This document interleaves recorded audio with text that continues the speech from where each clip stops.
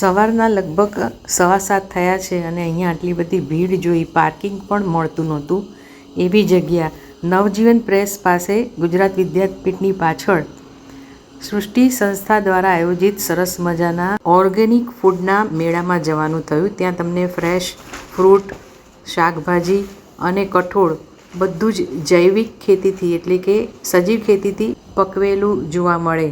અહીંયા તમને સરસ મજાનો શેરડીનો રસ પણ મળે અને ઓર્ગેનિક લોટમાંથી બનાવેલા વડા છે, નાસ્તા જાત જાતના એ પણ મળે. સવારના પરમાં તમને ઓળો અને રોટલા પણ મળે અને એવા ખાનારા પણ ત્યાં મેં જોયા.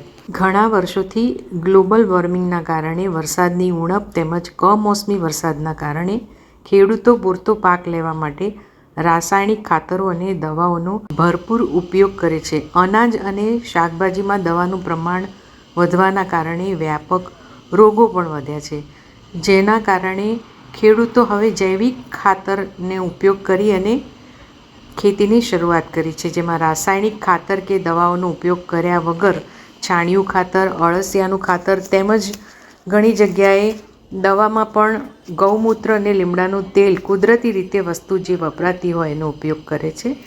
તો આવી રીતે હેલ્ધી પણ રહેવાય છે.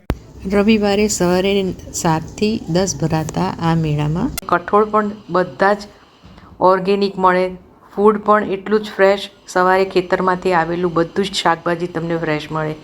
કોઈકવાર મુલાકાત લેજો. સવારના તમને એમ લાગે કે કેટલો બધો મેળો ભરાય છે અને એમ લોકો હોંશી હોંશીથી નાસ્તો પણ કરે છે અને બધી વસ્તુઓ પણ ખરીદી જાય છે. આને કારણે ઓર્ગેનિક ફાર્મિંગ એટલે કે સજીવ ખેતીને પણ વેગ મળે છે. હા, મહદઅંશે ઘણીવાર જે આપણે રેગ્યુલર શાકભાજી લાવતા હોય એના કરતાં થોડુંક મોંઘું હોય છે, પણ સરવાળે આપણને સસ્તું પડે છે.